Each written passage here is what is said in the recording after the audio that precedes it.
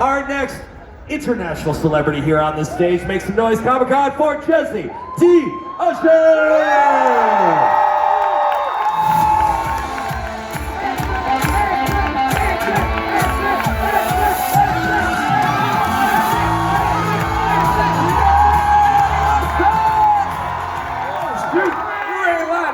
More people here today.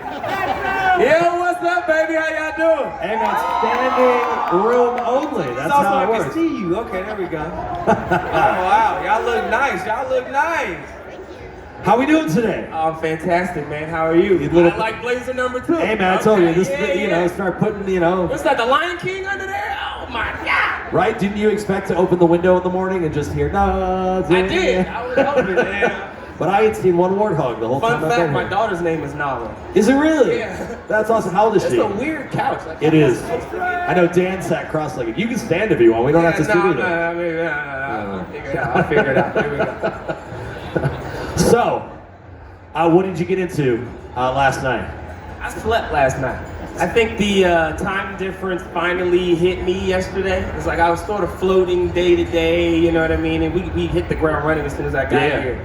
But yesterday, after we left the convention, I had dinner. I went straight to bed. Well, actually, I watched a little bit of tennis. I was watching some of the U.S. Open, and then I went to sleep. Yeah, that's big. And I knocked out. But today, though. So now you feel great. Yeah, I feel great. Now you're ready for a great day. I know you can probably tell. Like I'm a little. Oh no, you're on today, which is fantastic. I slept great. So now you brought some important people with you here to South Africa, didn't you? I did. Yeah. I brought my family. My parents are here. My sister's here. They're somewhere over there. Shout outs, but they're around. That's super cool, man. I'm so glad to be, like, usually people come with H's and stuff like that, but bring a mom and dad and your siblings. If I can, I try to travel with my family as often as I can, especially when we get to go someplace new. You know what I mean? We've never been to South Africa before, so this is our first time here. Thank you guys for receiving us, folks. They have the worst case of imposter syndrome here. Like they think that cons in America are better, and I tell them like, look, you could live in that Disney Plus booth over there. Yeah, this is crazy. This is like Comic-Con San Diego is, the largest one that we have, at least in our region. Do you have a favorite theater piece that you've done in your career? Yeah, I did an opera called Street Scene at the Wolf Trap Theater. That was my favorite. Just because it was like a bunch of kids, we were having fun, you know what I mean? Like backstage was a good time in the green room. Like I got into hacky sacking and chess. It was like all these things that I was learning backstage, and just the camaraderie of having a bunch of people that were all in the same age, you know what I mean? We're all sort of in the same place in our careers too. We were like figuring out what we liked and what we didn't like. Everybody danced, sung, and acted, so I just felt like that sort of brought me closer to the art of it. Shakespeare was another one that I really, really liked. I didn't really understand. I'm gonna be honest. I didn't know what the hell was going on. But I learned a lot, and then the Shakespearean actors taught me a ton about professionalism and preparation, and also just how to like get the jitters out and how to give it all to the audience. Like those actors were committed. I learned a lot from them. And so did those skills translate into your TV work? No, I had to forget all of it. When you get to TV, because you're used to being big, you're used to projecting your voice, you're used to being, your actions are a lot larger just because everyone is watching this small thing. There's no screen to like amplify what it is that you're doing, so you have to do that. And then you get to television and the directors are like, well, oh my God, don't do that. Like, yeah, please lower your voice, like, smaller movements. And then consistency as well, because in theater you can do something different every time. But in television, you have to be exactly the same. So you sort of have to know what it is that you want to do before you get there, and then you can make adjustments. But once you find it, you have to stay in that place for 20 takes. You know what I mean? You can't really make an adjustment or it won't match on the other side. So you sort of have to forget everything that you learned in theater and then recreate your process when you get to television film. That's cool. So all of us in our jobs have things that we really like about our job and things that we don't like about our job. Of course. What do you really like about being an actor? Working with other actors. That's really cool. Yeah, I worked with Will Ferrell recently. I was like, holy smokes, this is awesome. Because like you meet these people and they're just like they are on screen. They're funny, you know what I mean? They're smart. They have like all this wisdom. And I feel like a lot of the actors that I've worked with, like Samuel Jackson, just has so much wisdom. There's so much that you get from just sitting in a room with him. Working with like these incredible filmmakers who studied the art for, it seems like centuries. You know what I mean? Just being able to work across from these people is honestly my favorite part of the business. I just get so much experience, and I get to travel. Like, this is amazing. You know, I never thought that I would be, you know, in South Africa from doing this. But yeah, it's what we get to do. And then what do you dislike about your job? Also the travel. I mean, 16-hour flights, man, it's not easy, but the boys shot in Toronto, and then I live in LA, so it's like a 6-hour flight back and forth. So I was, you know, every chance that I get, I'm on a plane to go back home, or, you know, I have a daughter, so I have to go back home to see my kid, or bring her to me. Just trying to figure all of that out is very difficult. You know, it makes it hard to date.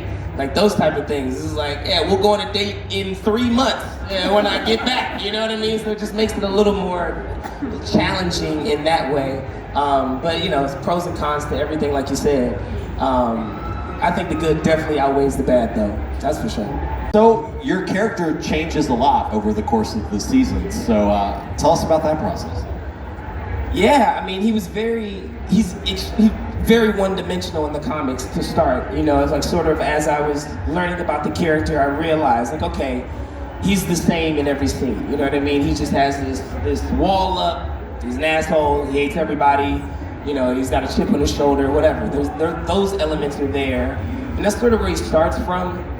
After talking to Eric about the character in the first season, he gave me like inspiration of how he got there. You know what I mean? The things that sort of matter to him, and the reason why he's able to put aside so many like morals and, you know, things in the story. You know, he just made a lot of very questionable decisions, but we justified them. You know, we made them make sense so that he's not just being bad for no reason, because that's boring. You know what I mean? No one cares about a bad guy who's just bad for no reason. He has to be justifiable. So we found those moments early on, and then we sort of built on it from there. We sort of started to peel back those layers of like why he does the things that he does, or why he makes the decisions that he makes. He's not just an asshole. He's like actually pretty compassionate, just not towards the people. You know, he just doesn't care about the people because he's realized that the people are being manipulated and so on and so forth, and then he understands what's happening with Vought, and a lot of people don't even realize how deep into the Vought machine A-Train is in the first season. But you know, he has all the secrets.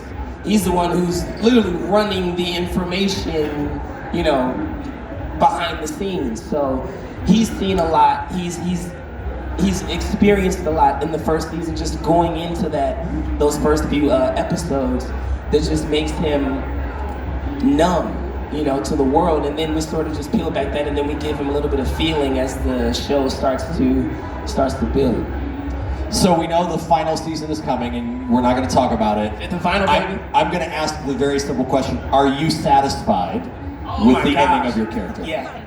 Yes, that's a good question. Yeah, I am. Going into the 5th season, like after we ended going into the end of the 4th season, I had a question for Eric because A-Train was doing all this like very risky stuff.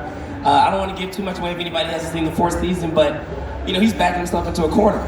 It's like all his allies, he's cutting ties. I'm like, we're on episode 5 or 6 of season 4, and I'm like, how is he gonna get out of this? You know, he's literally has no allies, he has no help, he has nothing. You know, like how is he gonna get out of that? Like how are we gonna fix whatever going into the next season?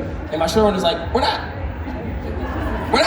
If you notice in the finale of season 4, A-Train's not in it. So it's like we get almost there, and then we just don't get our answer until season 5. So even for me, I'm like, you know, in between seasons, I'm like, what the fuck are you gonna do? Like holding in a speech. What are you gonna do? So I had to wait a year to find out, and it was great.